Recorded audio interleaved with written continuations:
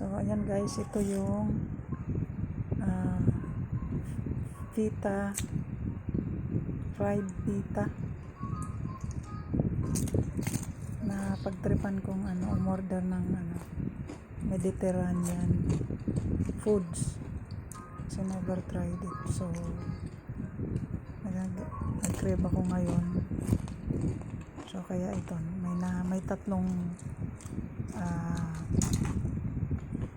food ako na nabili o binili sa nagpa-deliver ako sa Grab. So ito naman yung Israeli salad. Basically lang siya, yung tomato at saka yung cucumber, tapos meron siyang iba pang gulay. I don't know kung anong gulay yan, pero di naman siya maalat, so sakto lang talaga siyang salad. Tapos nilagyan ko siya nung yung parang sauce. Yan yung tomato sauce na sausawan nila.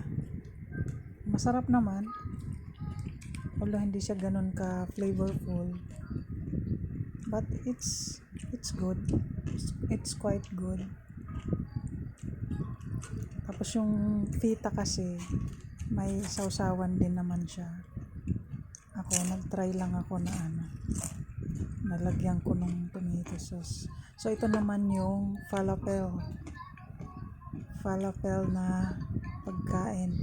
I think street food daw ito sa Egypt, or basta sa siya, parang Arabic food.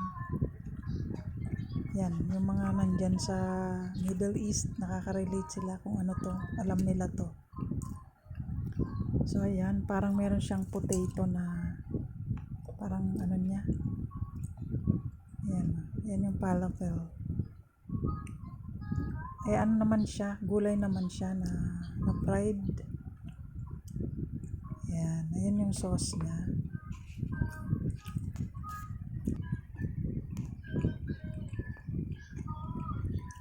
Dalawa kasi yung white sauce na nandyan yan. Ito yung para sa falafel.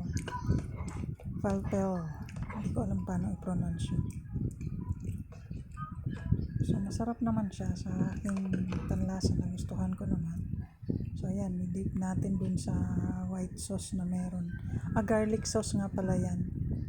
Yan yung nandun sa in-order ko. Garlic sauce daw siya. Yan, okay naman siya. Gulay naman actually ang laman niyan. Ang gulay na pinirito, na pinorm lang siya ng bilog-bilog. Yan. Bali yan yung tatlong in-order ko. Tatlong klaseng in-order ko. Yung feta biscuit, yan nga yung isasawsaw natin mamaya. Yung crunchy yun eh.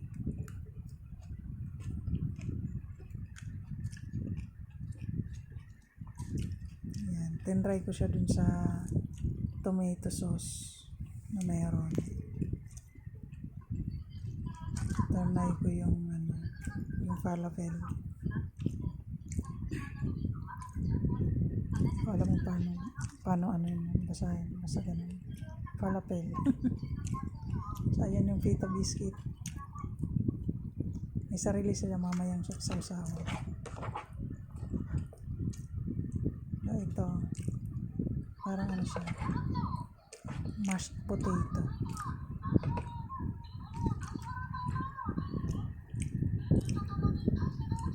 Masarap siya. It's not the usual na in-order ko online pag ako'y walang pagkain dito sa condo. Ayan yung salad, Israeli salad.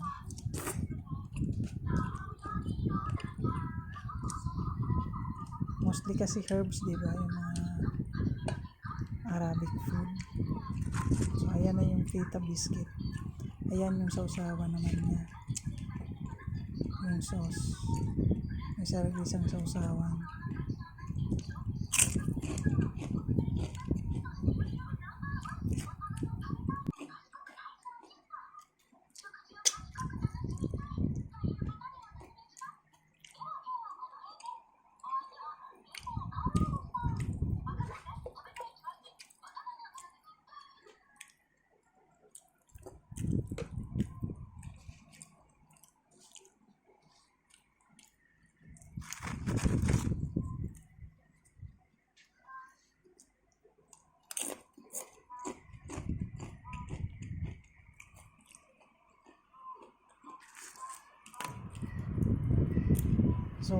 sobrang lutong niya, ang sarap niya. Pita biscuit. Ang dami yung isang bowl na ganyan. So basically, nabusog ako dyan. Masarap yung food nila. I will order someday. I will order more.